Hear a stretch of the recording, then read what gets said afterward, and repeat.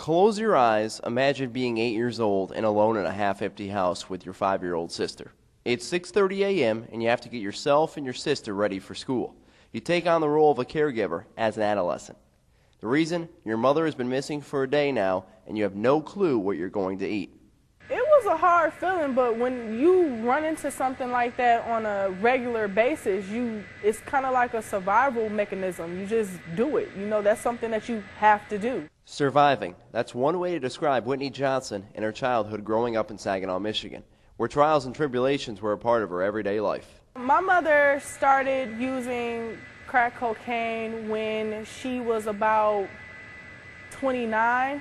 And, you know, she had a boyfriend that used it and sold it, and that's how she got introduced to the drug.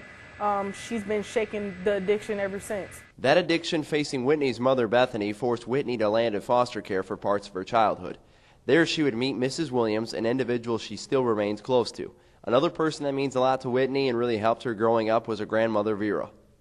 My grandmother is the most amazing woman in my life. If I can be half the woman she is, then I am doing fantastic in life. She is amazing. And, you know, as I was growing up, once she retired, my grandmother became my guardian. So she took guardianship of me, and she still takes care of me. My grandmother is the person that I go to for everything. She's the only stable person that I really have in my life right now. Even with these people in her life today, Whitney always remembers what it was like dealing with a drug-addicted parent growing up. There were times when Whitney's personal belongings would go missing. That's when Whitney knew her mother sold those items for drugs, and this frequently took place. That alone was definitely a very hard situation to deal with, and, you know, it's something that I deal with still today. I hold on to things tightly because my mother took a lot from me. So as an adult, I hold on to things that is given to me because I just feel like one day it's going to be gone, and I just want to hold on to it as long as possible. Over the last decade of Whitney's life, playing sports has been a true lifesaver. It kept her busy and out of trouble and made her a more social person. But most importantly, it made Whitney who she is today, an educated woman. The fact that sports got me a scholarship to come to college, so it actually helped me out through college and helped me become a better person as an adult as well. Just as Whitney was finishing up high school at Saginaw Arthur Hill and about to head off to college at Central Michigan University, Whitney set out to find her biological father. The internet, out of all places, ended up helping her fulfill that goal.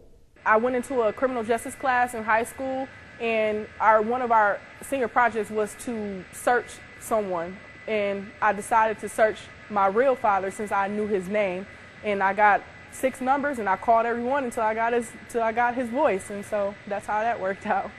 Not only was Whitney the first person in her family to graduate high school, she was the first to attend college. When she got to Central, she only had $25 and prayers from her family that she would make it. A couple years later, Whitney would tell you that she grew tremendously academically, socially, and athletically, and it's thanks to one reason: mental toughness.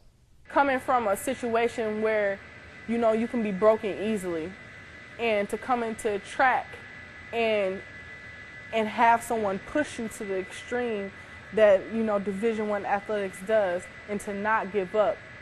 Mental toughness is definitely one of the best qualities that I've gotten out of the athletic department here. No matter what the challenge, Whitney refused to give up. Quitting wasn't an option for her because she knew if she did, she would wind up on the street selling drugs just like many of her siblings.